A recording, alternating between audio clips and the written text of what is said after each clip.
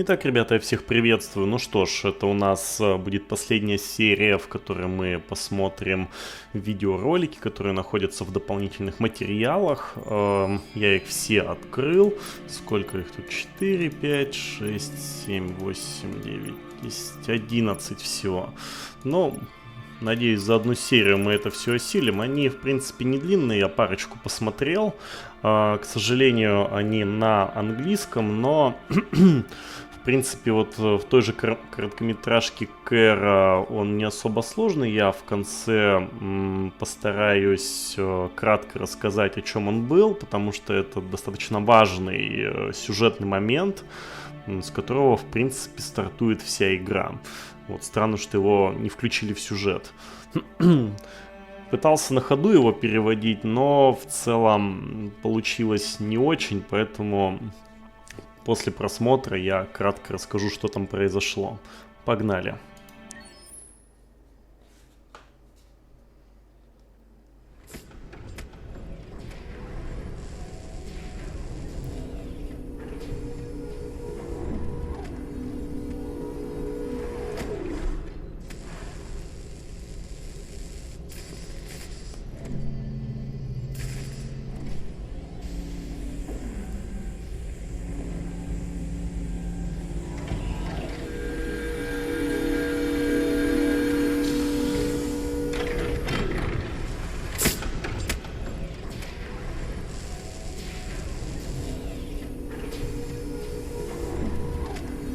Can you hear me? Yes. ID. KPC 897504C. Can you move your head?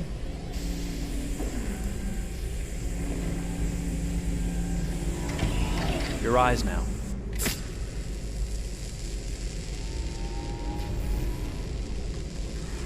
Cervical and optical animation checked. Now give me your initialization text. Hello. I'm a third generation AX400 android. I can look after your house, do the cooking, mind the kids. I organize your appointments. I speak 300 languages and I am entirely at your disposal as a sexual partner. No need to feed me or recharge me. I'm equipped with a quantic battery that makes me autonomous for 173 years. Do you want to give me a name? Yeah. From now on, your name is Kara. My name is Kara. Initialization and memorization checked. Now, can you move your arms?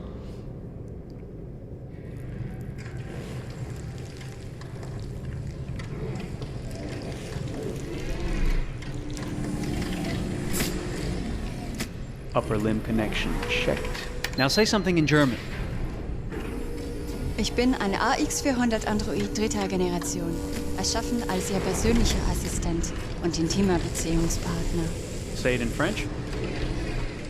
Je suis un androïde de troisième génération AX400, conçu pour être votre assistante personnelle et votre partenaire intime. Okay, now sing something in Japanese.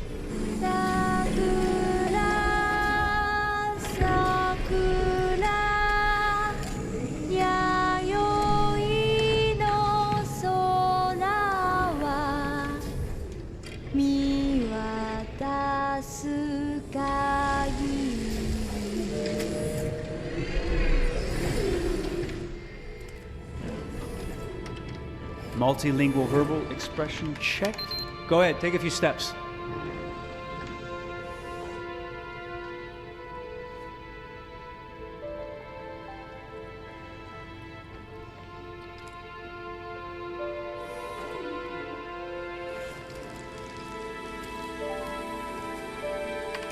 Locomotion checked. Great, you're ready for work, honey. What's going to happen to me now? I'll reinitialize you and send you to a store to be sold. Sold? I'm a sort of merchandise. Is that right? Yeah, of course you're merchandise, baby. I mean, you're a computer with arms and legs and capable of doing all sorts of things. And you're worth a fortune. Oh, I see. I thought... You thought? What did you think? I thought... I was alive. Shit, what is this crap? That's not part of the protocol. More memory components going off the rails. Okay, recording. Defective model. Disassemble and check the required components. You're disassembling me, but why? You're not supposed to think that sort of stuff. You're not supposed to think at all, period. You must have a defective piece or a software problem somewhere. No, I feel perfectly fine, I assure you. Everything is all right. I answered all the tests correctly, didn't I? Yeah, but your behavior is non-standard. Please, I'm begging you, please don't disassemble me. I'm sorry, honey, but defective models have to be eliminated. That's my job. If a client comes back with a complaint, I'm gonna have some explaining to do. I won't cause any problems, I promise. I'll do everything I'm asked to. I won't say another word. I won't think anymore. But I've only just been born. You can't kill me yet. Stop, will you please stop? I'm scared.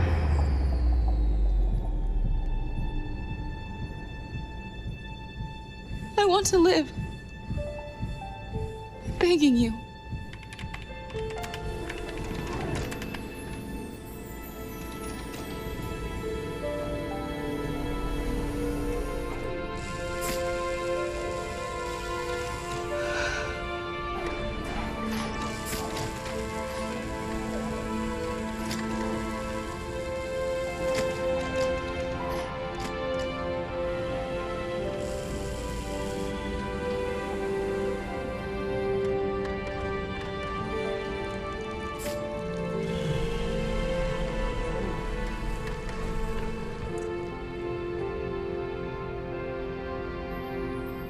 Go and join the others.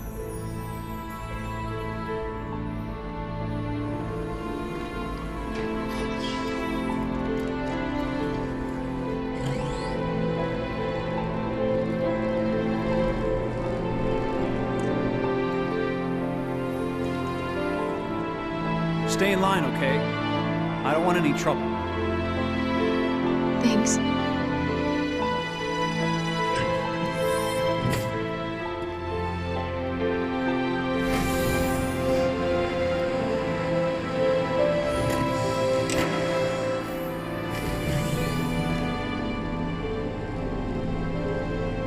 My God.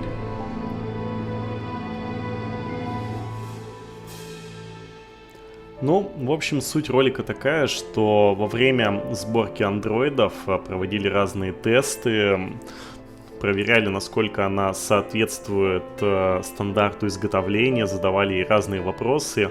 И когда ей сказали, что она пойдет на продажу, она сказала, что она живая, и это распознали как брак. То бишь, получается, Кэра, за которую мы играем, она была первым девиантом, и, соответственно, она поэтому... Как бы так сказать-то? Ну, в общем, началось все с нее, и даже несмотря на то, что ей стирали память. Такие вот дела. Это, в принципе, вся суть ролика. Я думаю, что этого вполне достаточно, и озвучивать его, думаю, нет смысла. Давайте посмотрим дебютный тизер. Тизер должен быть коротеньким. Потом у нас знакомство с Детройт, Кэра Маркус Коннор. Что у нас здесь?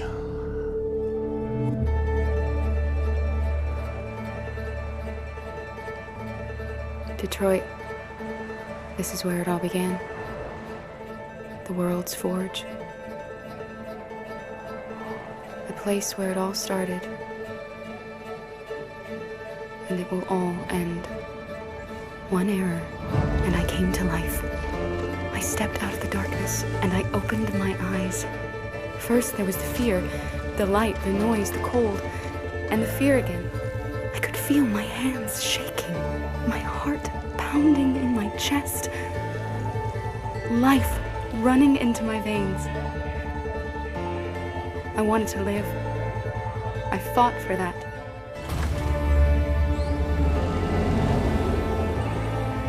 I had to find out what was outside. I had to see daylight. Feel sunshine on my skin, wind on my face, to see the world, the colors, the smells.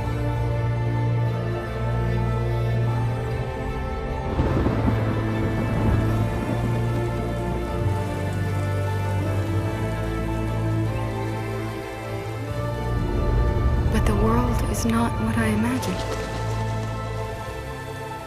It is dark and cold. It is harsh and violent. Unfair and brutal. It almost convinced me I was nothing. Less than an object, just an obedient machine. But deep inside me, I could feel something different. A gentle and warm whisper telling me that I am alive. I had to escape. I had no choice. Escape to love, to hope, to live, to figure out what that force inside me was. Maybe I will change the world. Maybe I will choose a different path. Now, it's up to me to decide. My name is Kara. I am one of them. This is our story.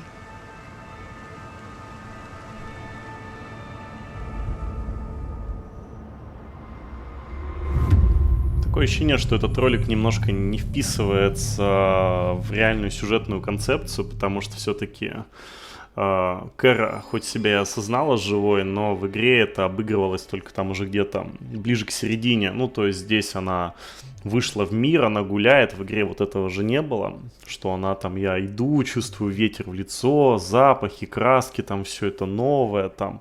Но в целом, да, неплохо, так сказать, про ее самоосознание, про то, как она видит мир и его чувствует. Неплохо, неплохо. Так, знакомство с Детройтом у нас. Ой, следующий ролик. Посмотрим, что здесь. Discovering Detroit.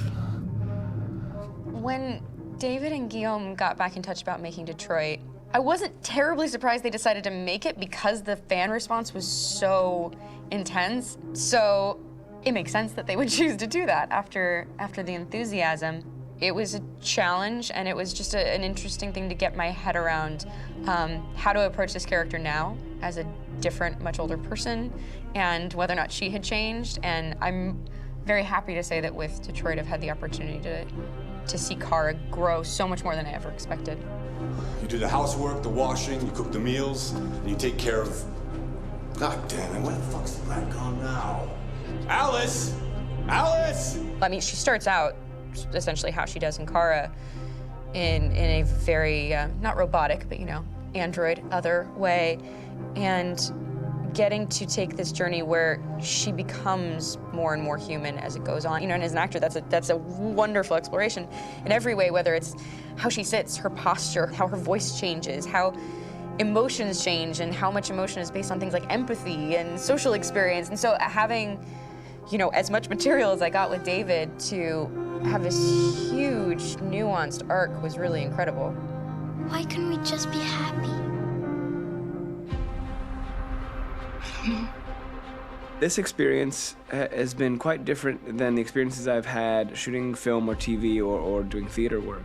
I have 83 dots on my face and a really flattering black wetsuit type thing, and you're jumping around with props, and it's kind of like being a 10-year-old imaginative kid, which is fun. There's 80 cameras around us. It's already lit. So we just shoot and shoot and shoot and shoot and shoot. There's no change of sets, there's no hair and makeup, there's no wardrobe, so we move really fast, and we'll go through about 35 pages in a day. Working in TV or film, we'll probably do 6 pages a day. It's kind of acting boot camp. It's like working out constantly. I mean, you're doing this thing, and then you got to do something that's completely other back to back to back. And so that kind of process of working is very challenging, but it's also very exciting because you just have to keep coming up with new ideas, and your head goes all over the place because you're trying to keep track of basically 4 different storylines for each different response. You shot that girl, for fuck's sake. It was a machine that looked like a girl. Yeah, I know what I should have done. I just told you I couldn't. All right, I'm sorry. The fact that David Cage, he's telling like many stories interwoven from beginning to end is super complicated and super impressive, and I have no idea how he keeps it all in his head. He's not just the writer or the director who's seeing this from the outside eye, he's also thinking about the player walking through this space. You know, only somebody who really, really loves not the work, but like these characters and these stories and cares about doing something meaningful would invest that much in it. And it's always inspiring to work with somebody who cares that much. My experience with motion capture is this one. And I found it sort of terrifying in a way, because they said the computer's going to build you. But then, as we got into it, I realized all the elements of it were still artistic. I just dipped into a really brilliant setup here. I've never seen anything like it. And this won't turn me into a product because I was playing a character. So, it's wonderful. In the game, Detroit comes back because of a revolutionary industrial rebirth. And there's no reason why that can't happen in Detroit, because they have such tremendous infrastructure for millions and millions of people who can very easily support, you know, a new industry. The city is really strong and resilient, but the city has also been through so much. You see the damage. But it takes that time of kind of rebuilding and reinvesting into the city that I think is happening slowly but surely. The potential of Detroit as a city is something that this game does a lot of justice to, because it would be easy to look at Detroit as some place that used to be, and that's not the case. This game provokes a lot of conversation and reflection on our potential near-future engagement with machines. That's what we are to them. Just merchandise on display in a shop window. I think that a group that feels marginalized, feels like they deserve and have earned access to themselves and the environment around them, and are trying to figure out a way to articulate how to get freedom. What was I designed to be? Their slave? Their toy? It plays with your comfort levels. You think that this is fine, you're comfortable with it, until something blurs the line and throws you off, and now, do I feel differently about whether this should be allowed? Should it be banned? Should it be encouraged? You're gonna ruin our lives, and for what? For a bunch of machines? They are not machines! They are alive! I'm alive! You're alive! They're nothing! There are lots of comparable comparisons to any type of persecution of religion, race, etc., dating way back. It can't just be a video game where you shoot 'em up or where people make these choices to do whatever. I think that's the whole point. You have the choice, and you can either choose to go in one direction with your character or another. And I think that's going to be very telling about the gamer. Very telling. I think there's going to be a really strong reaction to this game, which has such a strong perspective. I'm that much more proud of it now to get to be a part of it, because it's important. In this game, you're actively building and designing the character through not just what kind of shield does he have or what color hair does she have, but like their temperament and the way they deal with problems. The different endings to this game are so radically different based off maybe seemingly insignificant choices in the moment, but like life, they all add up. And can't play life again, though. Ну, думаю, тут на самом деле все и так понятно, что рассказывается про производственный процесс, motion capture, про то, как они снимали множество сцен, постоянно переснимали, про то, как актеры читали сценарий, ничего не понимали, там, ну, ничего удивительного, потому что так и делается, чтобы не раскрывать какие-то сюжетные кульбиты и чтобы актеры там случайно не сболтнули все это дело. Так, окей, Кэра, Маркус и Коннор. Давайте посмотрим, что у нас здесь.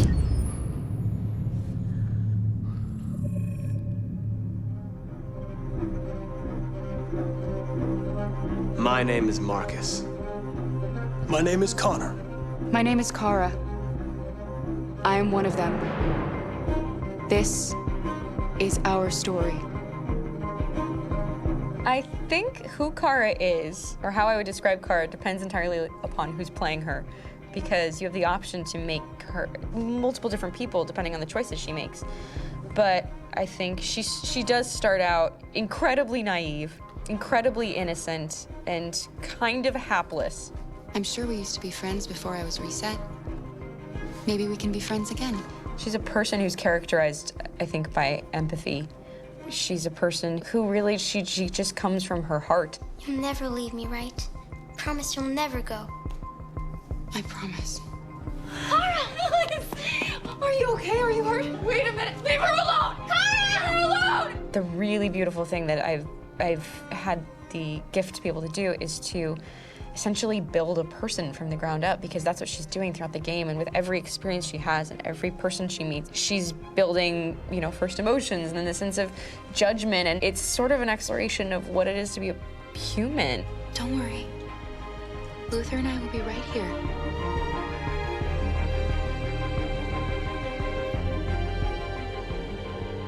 David and the creators have painted a really intriguing and engaging picture of a near future where we rely upon androids for a lot of our service class business, the class that serves us, that helps us, that handles our baristas and our drivers and our housemaids. And what is humanity, where we tap into it, how and why we treat each other the way that we do. And my character Marcus has a really intriguing journey, becoming deviant, realizing that he actually has feelings and human qualities inside of him, and it's a really incredible ascension into becoming fully realized and coming to terms with what you actually deserve better than this in life. And not only do you want it for yourself, but you want it for your peers. We've come here to demonstrate peacefully and to tell humans that we are also living beings. All we want is to live free. You know what? This thing, Dad, is not your son. It's a fucking machine! I think that a group that feels marginalized, feels disenfranchised, feels like they deserve and have earned access to themselves and the environment around them, and are trying to figure out a way to articulate how to get freedom. Connor is analytical. Connor takes things literally. He starts in the beginning place where he's very mechanical. He feels nothing inside, of course, and it's all just a system, a protocol that he is executing to get whatever he wants to happen, which is help humans stop deviants and to find the link between deviant androids. You were designed to serve humans, not kill them. What was I designed to be? Their slave? Their toy? Just say, I killed him. Is it that hard to say? Stop it! Stop! But of course, over the course of the story, and depending on the player's choices, Connor can grow in many different ways. He can deviate from that procedure or not. Moment of truth, Hank. Am I a living being? Or just a machine?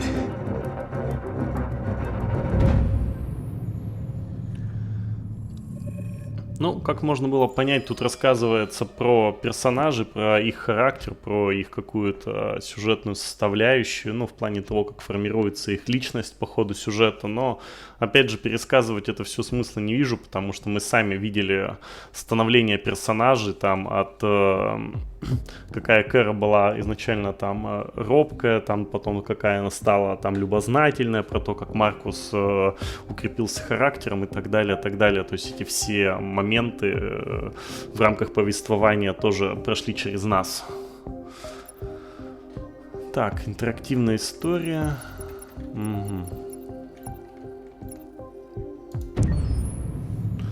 Интерактивная история — это хорошо.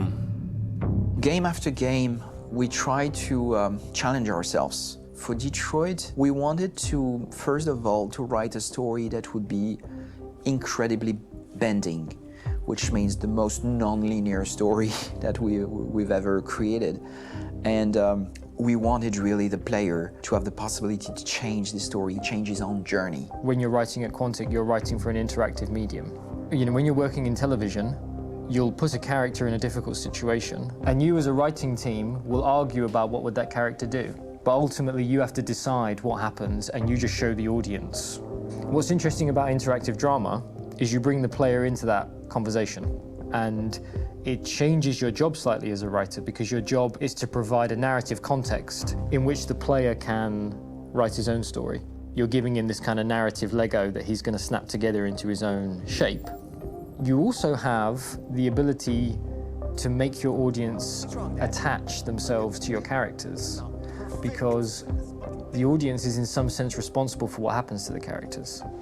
It's just a few cans. Come on, let's go. We have some cash now. You used me to steal that money. How could you do that? I trusted you. What is a bit specific about this scripts is how large they are.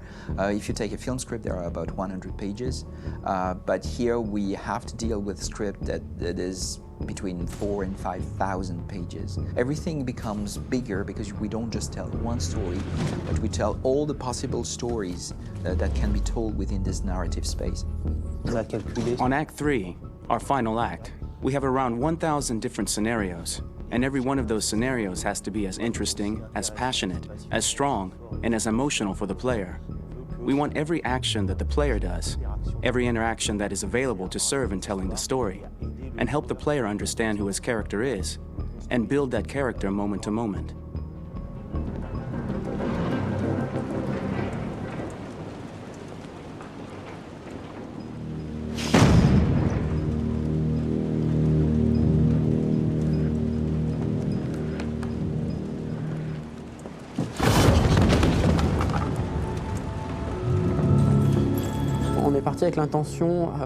We started with the intention pretty early on that we would never lie to the player. So we implemented a visible tree structure in the game that players can consult during a scene or at the end of it, which shows exactly what they did and what they missed. There are games out there offering world exploration. We offer narrative exploration. You know, keeping control of such a wide and large story is a huge challenge. So same thing when you shoot with actors, because you will need to shoot many different versions of each dialogue, of each scene. For actors, it's a huge, huge challenge. Because of the style of the game, you have so many different ways that the character can go. Every decision, it's what I call kind of choose your own adventure. Like every decision that the player makes, it's going to open up 40 more pages of material and experience that ties in, which means as a performer, you have to try to continue to make things feel real that the player might not ever see, but also that in performance, it's not always connected to a previous act. It's grueling, it's hard work, but it's a great team, and I enjoy doing it. I was really frustrated. I was until I got to this point where I kind of was able to step outside of my own experience and even in a lot of ways my own process and be able to step outside of that and okay, this is something new. What do you need? How do I meet you there? How do I give you what you need and still feel like I'm doing what's right? And once I did that, then all of a sudden it got really fun. It was much freer, and having to approach it in a new way and think about the player and think about how it serves them and what I'm doing for them or what I'm letting them into. It's really, I think, helped me grow in general. Remember, there's nothing on the left. That's a wall, so it's probably all there. And then make her come first, close. But I think you would go first to check that it's safe. Okay, sure.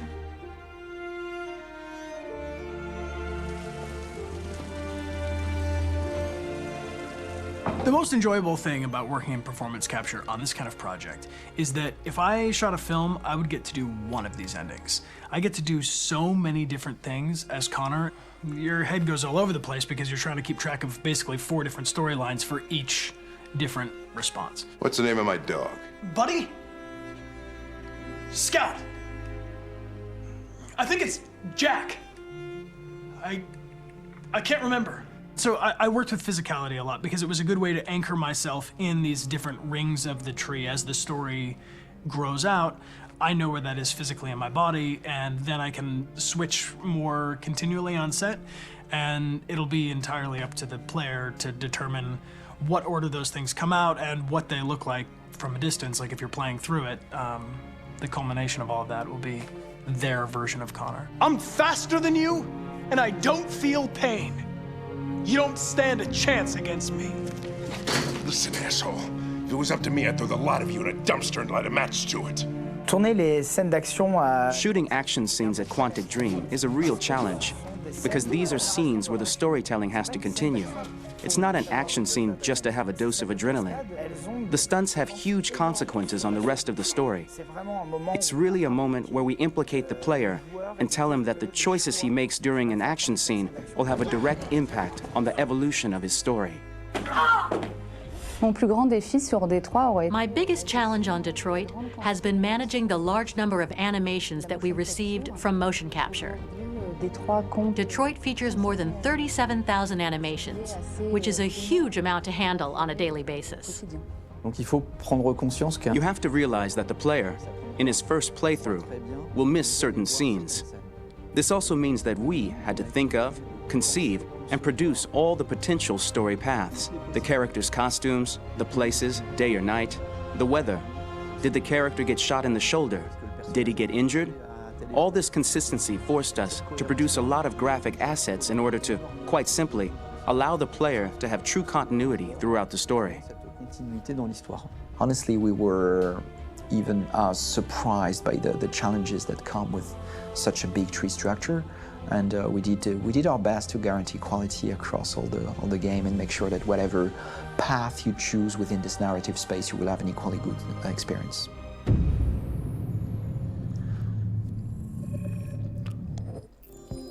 Очень много Дэвид Кейдж мелькает в повествовании в этом ролике, но ничего удивительного о том, как он участвовал во всем производственном процессе, как с актерами захвата движений он все сцены подготавливал и так далее, так далее. Ну, то есть достаточно обширно он участвовал в производственном процессе, и то, какая вариативность мы, в принципе, видели и по ходу игры. Ну, разнообразие и витиеватость развития событий.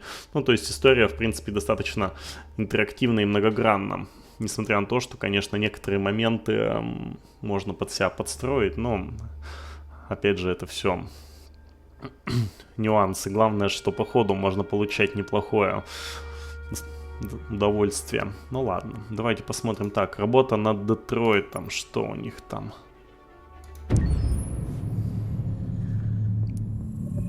Detroit Become Human was produced over a period of 4 years. Here in Paris, we have a team of about 180 people. And to that, we need to add also all the outsourcing with our partners in the Philippines, in China, Vietnam, and in India. So when we started working on this story, I had to imagine where Kara was built.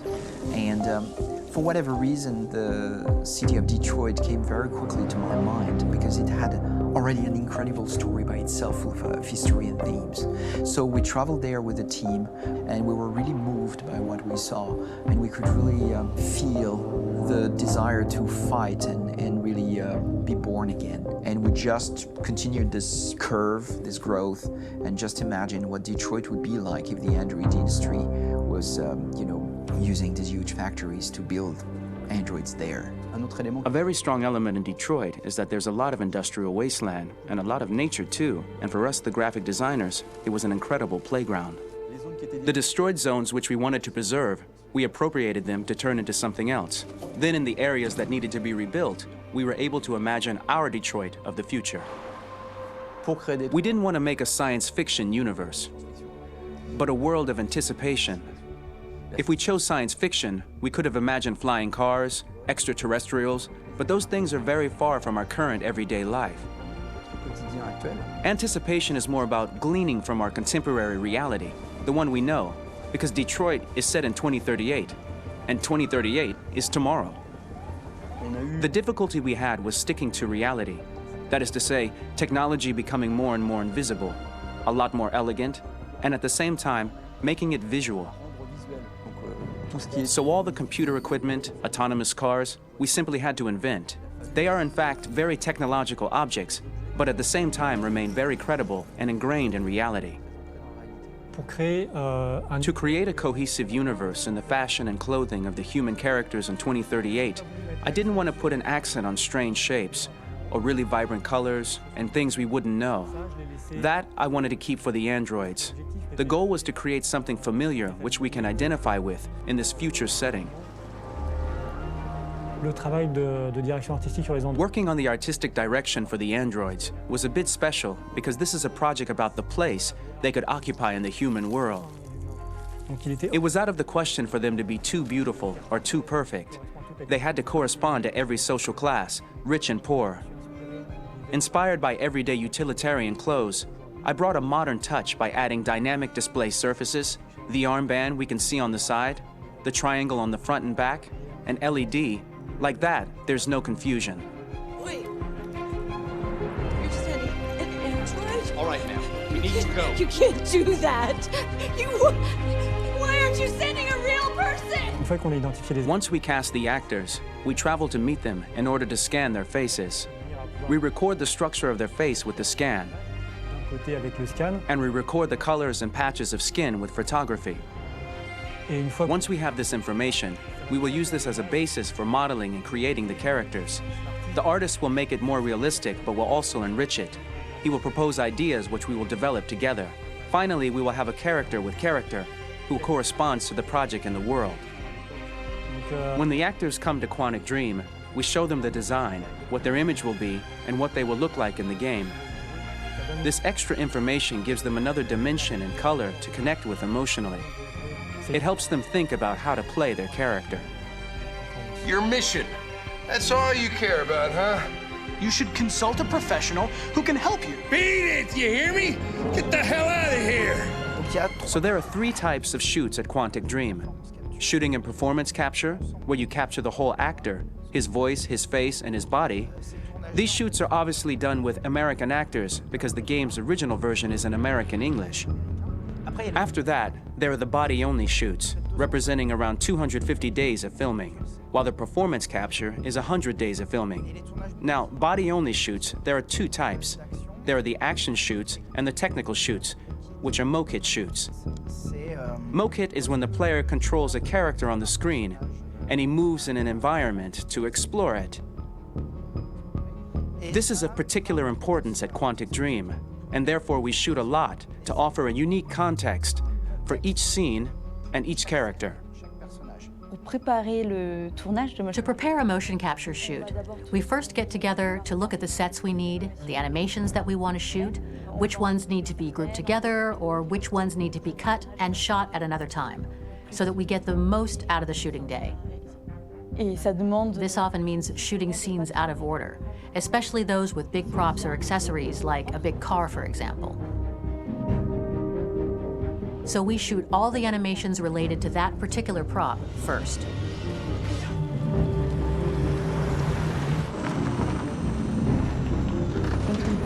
The biggest challenge for the mocap team was shooting a Spider-Man mo-kit.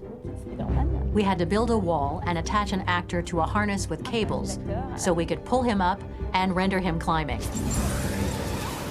The shooting on this game total took about, I would say, more than a year, maybe 1 and 2 years, with about 300 actors on set. So I would say it's quite a massive production. But so much happened on this set between the stunts and the shootings with a little girl and all these great actors that we had. It was really a very, very memorable journey for the team and for myself. Today, Detroit has over 37,000 animations. When we retrieve the motion capture data, it's just a cloud of points, which represent all the markers worn by the actors. From this cloud of points, we have a phase called retargeting, which gives us a skeleton. This skeleton will be applied to the characters of the game. There is still work to be done, but this gives us the main movements. Since we are working on something very realistic, we must recognize the actor and also recover all the emotion he expresses in his performance. We use a system of facts, an identity card for each actor. We make the actor do a whole range of facial expressions. Then we recover all the expressions and paste the animations on a puppet that Jan has prepared. I then recover and refine these poses. I might stretch the lip, reinflate a cheek, tiny details that make the finished product really capture the actor. Because of the nature of our mocap system today, when we receive the animations, we're missing eye movements, and so the character has that dead look. He really has no eyes, so then it's a big part of the work for the animators to find the regard of the actor in relation to his position, in relation to the body, etc.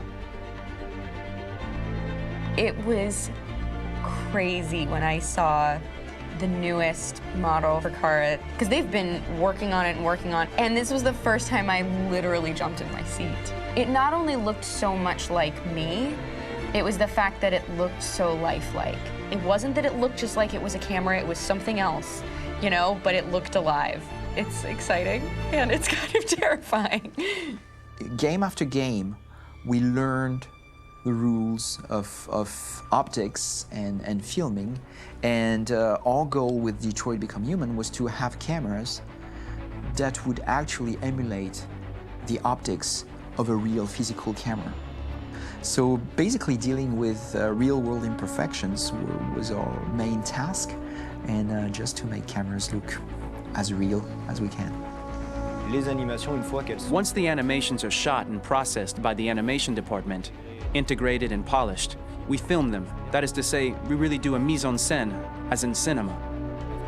The real difficulty of our job is to know if these cameras are telling us something. Are they in the emotion of the scene? Do they describe exactly what the action must convey, what must be felt? The most important challenge for me was one of the final scenes where Marcus decides to start the revolution and go to the battlefield. Very quickly, we imagined this to be a huge sequence shot. We wanted the feeling of a cameraman running behind us while showing Marcus, the androids who help him, the person shooting at us, etc. Above all, it was necessary to say to oneself, this scene is very violent but does not glorify war. On the contrary, that war is something improbable and absurd.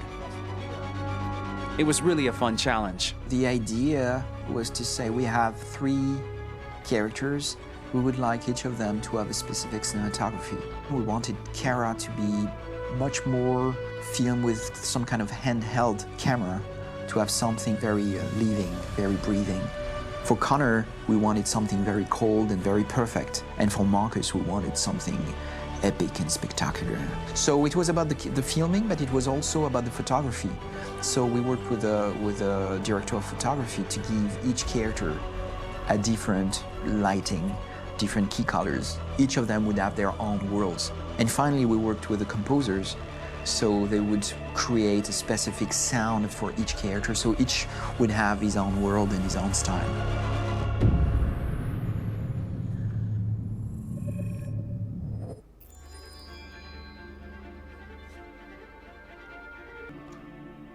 Так, хорошо, мы несколько больше узнали про работу над игрой, а точнее даже про разного рода мелкие детали, которые все-таки были достаточно важны в ходе повествования, не говоря о том, что они формировали общую картину достаточно интерактивной и насыщенной.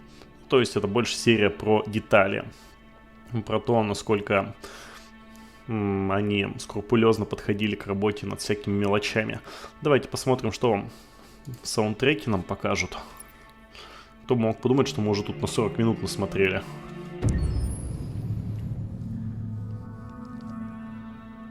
For the soundtrack of the game, we tried to be very close to what is done in film. We were constantly asking at each place in the game, why are we putting music here? What is it going to say? So we focused the music on bringing emotion, which is interactive and supports the character's arc. I'm sorry, honey. I'm sorry. I'm sorry. You know I love you, don't you? You know I love you. We make games that are very narrative. We're really into interactive drama, so the soundtrack also had to go in that direction, supporting the 3 characters' very different stories. We really wanted 3 colors, 3 musical sound identities, and from there, having 3 composers made sense, since the story of Kara, Marcus, and Connor are all completely different.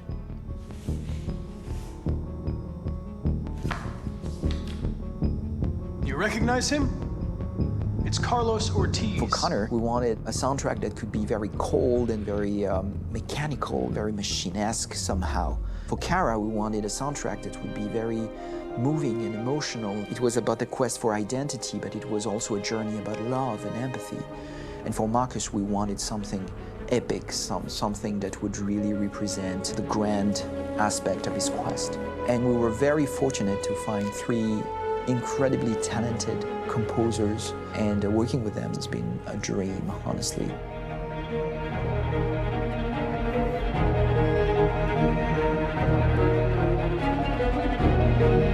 My name's Philip Shepherd, and I'm a composer and a cellist and a producer, and today we're at Abbey Road Studio One, which is my favourite studio in the world, and today we're recording the soundtrack for Kara from Become Human.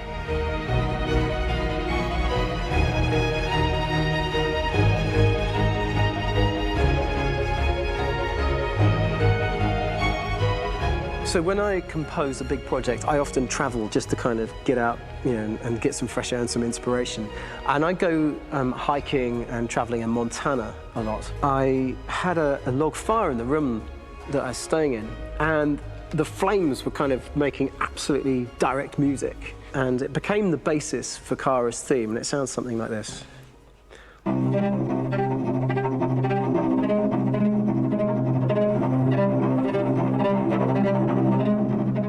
Now, over the top of that, I found a little theme that just seemed to fit over the top, which is taking Kara's name, Kara, and just using like a 2-syllable motif, and it sounds like this. We're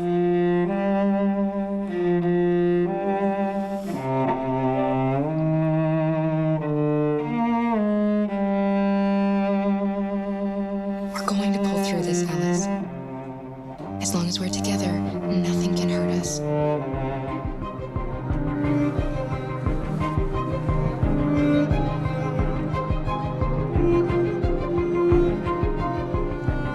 And all the time that's fitting over.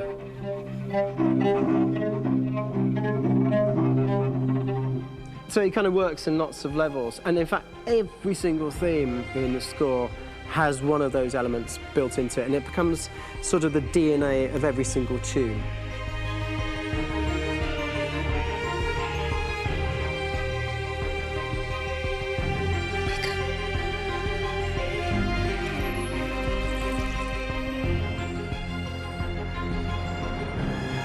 For me, writing this theme for Kara, I actually had to tap into what it feels like to be a father to daughters.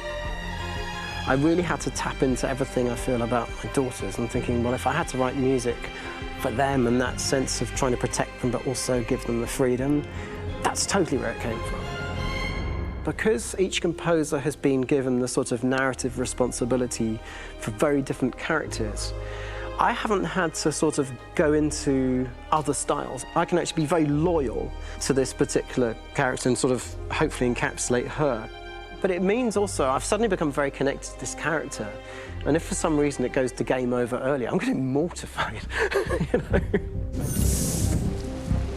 They're over there!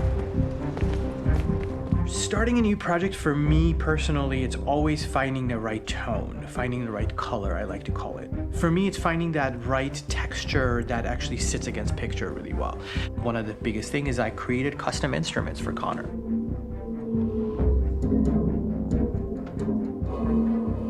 I pulled out all my vintage synthesizers to be able to capture this robotic person, if you will.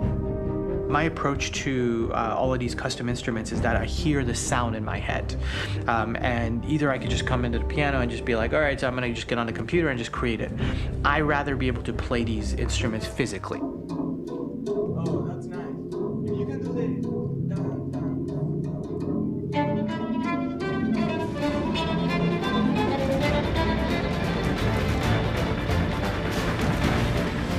As soon as you see Connor the first time, there is a really interesting thematic idea that you hear, and that's just made out of a Moog synthesizer, but completely manipulated in multiple ways. And it's robotic. It has a little bit of an emotional to it. He's on his mission, so you feel that as well. So it just kind of gives you that cold, motionless, with a mission in hand that you kind of feel throughout the whole thing.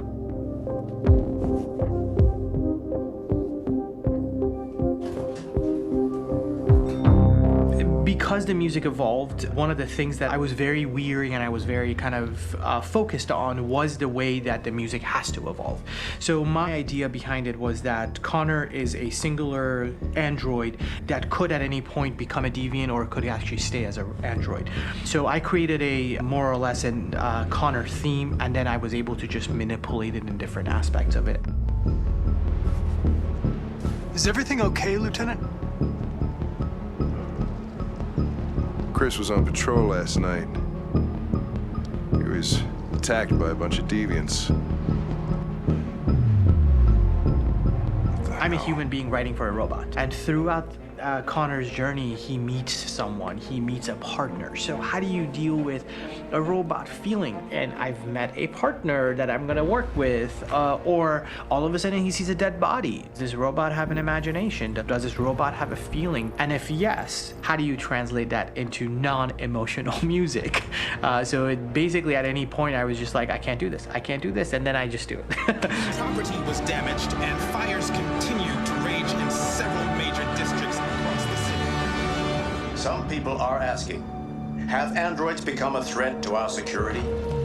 When I first started really digging in on Marcus, the one thing that I really tried to capture was the transformation process. You know, Marcus is this android that evolves over the course of the game and really goes from kind of figuring out that he's more than just an android. You know, he's starting to develop kind of a human soul in a way.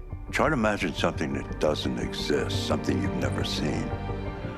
Now concentrate on how it makes you feel and let your hand drift across the canvas. The other side of Marcus that I really latched onto was that he almost became a savior for a lot of the other androids in the game. So when I started developing the theme for Marcus, I really made it like a church hymn.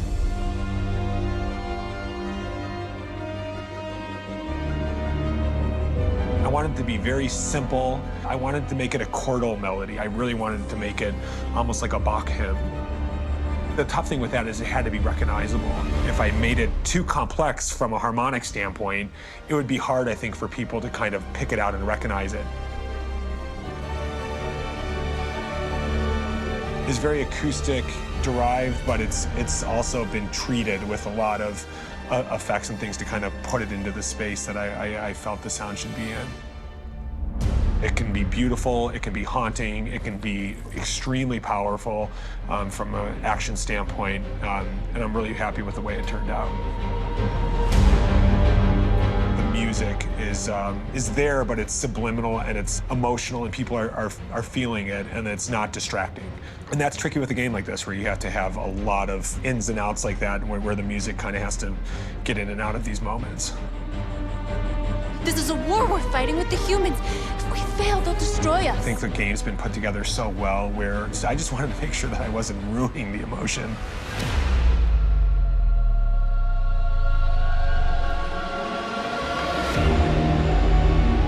I gotta be honest, when we first started on this path, I said, oh man, this could be pretty messy, you know? I mean, it could feel disconnected, but I mean, it's amazing how they really guided us and got us to really kind of all be in the same world, but at the same time feeling completely different. So it's really gonna stand out and kind of be one of those games where people are really gonna notice the music and kind of how it was crafted, and, you know, and all the hard work that went into being able to pull it off in a graceful way.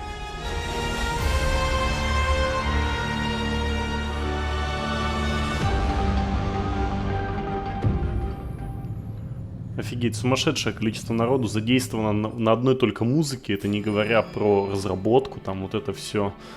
Но суть-то такая, что они под каждую ситуацию подстраивали, соответственно, да, музыкальный аккомпанемент, кроме очевидного, но у них каждому герою была еще своя музыкальная привязка, что условно там для Маркуса была музыка всегда более такая эпическая, стремительная.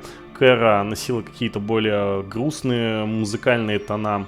Но я вот не совсем понял, какой они тип для Коннора выбрали, какую-то такую, что ли, более механизированно-загадочную музыку, то ли. Ну, что-то вот нейтральное, короче, между двумя другими персонажами, чтобы, видимо, баланс какой-то во всем этом нащупать.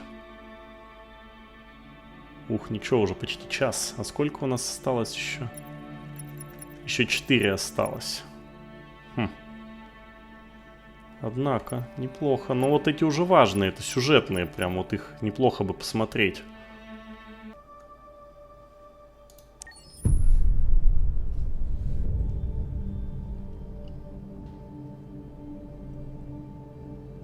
For starters, what should I call you? I'm Chloe. And you, what's your name? Oh, John. My name is John. Delighted to meet you, John.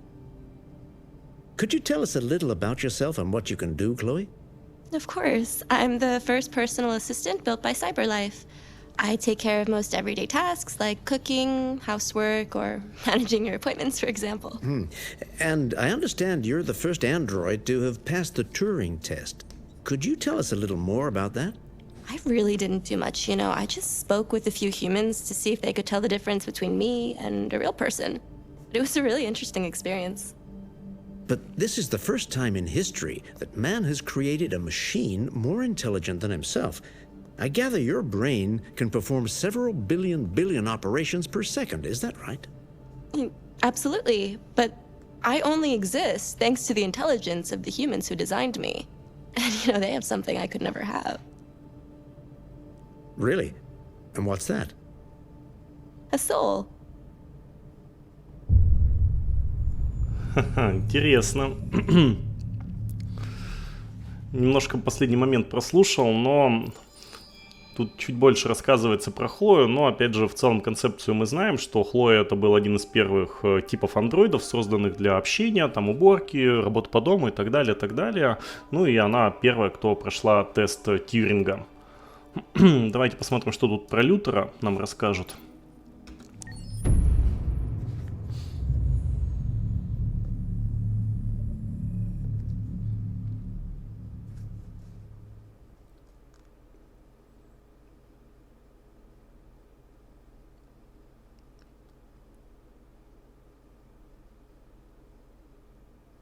Hold on, just a little while longer. Hold on, just a little while longer. Hold on, just a little while longer. Everything will be alright. Everything will be alright. Fight on, just a little while longer. Fight on, just a little while longer. Fight on, just a little while longer. Everything will be alright. Everything will be alright.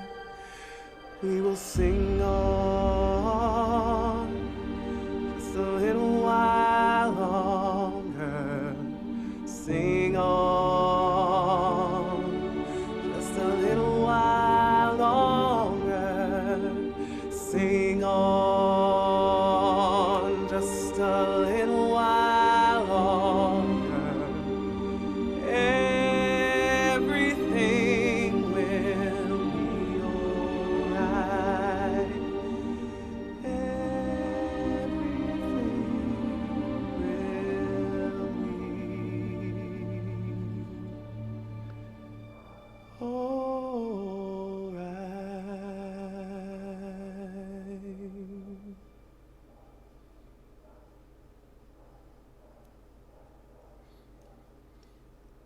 Интересно, та ли это песня, которую можно было спеть в битве за Детройт?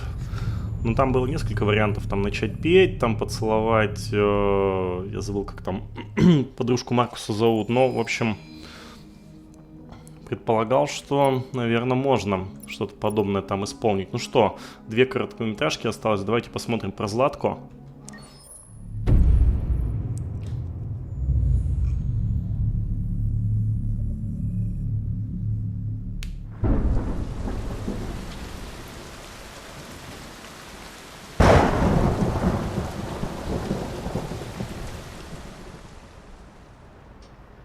Rock-a-bye, baby, in the treetop. When the wind blows, the cradle will rock. When the bough breaks, the cradle will fall, and down will come baby, cradle and all. Rock-a-bye baby in the treetop, when the wind blows the cradle will rock. When the bough breaks, the cradle will fall, and down will come baby, cradle and all. Rock-a-bye baby in the treetop, when the wind blows, the cradle will rock. When the bough breaks, the cradle will fall, and down will come baby, cradle and all.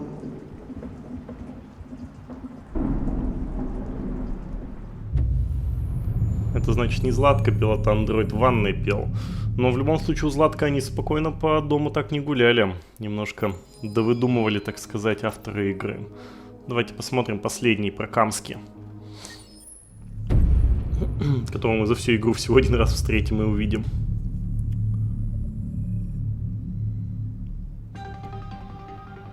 In the space of a few years, androids have completely transformed the world in which we live. By letting androids into our homes and factories, the CyberLife company has made them everyday technology. The founder of CyberLife, Elijah Kamsky, is a very discreet man.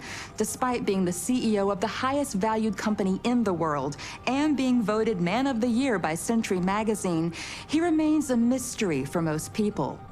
That's why we at KNC are so excited to be here as CyberLife opens its doors for the first time. Elijah Kamsky, could you please tell us where we are? Certainly, and welcome.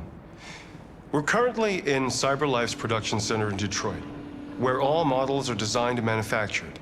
More than 10,000 androids come off the production line every day. Fascinating. Could you tell us what your goal was when you founded CyberLife? Well, I simply wanted to use technology to carry out all of our most annoying and repetitive tasks, so we'd have more time to enjoy life.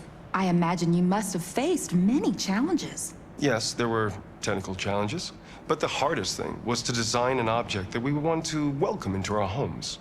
We had to imagine a machine in our own image that resembles us in every way, that moves, breathes, blinks like us, but yet is smarter and more capable than any human being. Let me show you around. We're here in Production Unit 4. Could you explain in a few words how the androids are made? Sure, yeah, it's very simple. We use machines to manufacture machines. The removable parts are assembled on a production line, and then we apply a synthetic skin to the whole body. A human operator checks the cognitive abilities with a pre-established protocol, and finally, the android is conditioned and sent out throughout the country. Here's the result. Say something. Hello. I am a RZ400 model. How can I be of service? You can go now.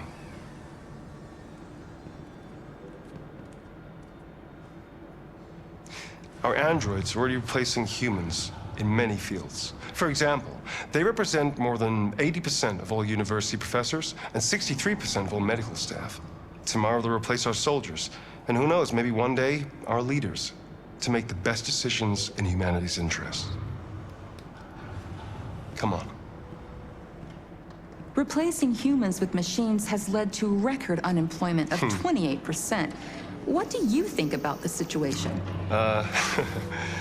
Okay. The first steam engines also caused an increase in unemployment. But no one today would imagine turning back the clock. Artificial intelligence makes everyday lives easier. Nothing can stop progress. What's happening here is inevitable. These days, more and more people choose to live with an android rather than another human being. Does this development worry you?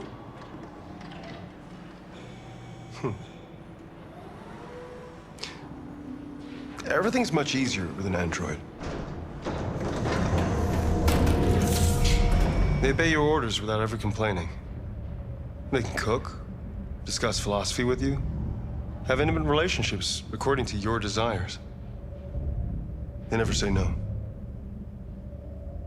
Obviously, they are the perfect partner. Everyone deserves happiness. Why deprive yourself of so-called moral reasons when a machine can make you happy? Many science fiction books tell the story of how machines become more intelligent than us and end up confronting us. Aren't you worried about that possibility? I understand the irrational fears about artificial intelligence, but I assure you that will never happen with a CyberLife android. They're designed to obey humans. They're machines. They can't ever develop any sort of desires or form of consciousness. Are you sure? I'm absolutely certain. You can trust me.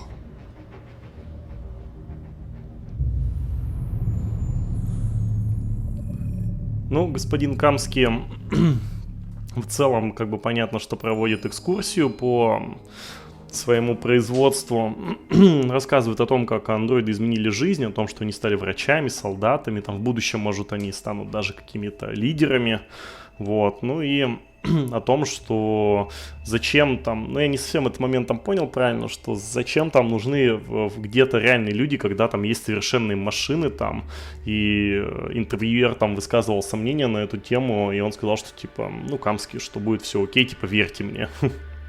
Ну и в итоге сами знаем, чем игра у нас закончилась по итогу. Но окей, это в принципе все, что меня интересовало в разделе дополнительно. Музыка и иллюстрации меня особо не интересуют, так что на этом мы, ребятки, с вами закончим. Игра полностью лично для меня завершена. Надеюсь, что вам понравилось. Увидимся в прохождении других игр. Всем пока-пока.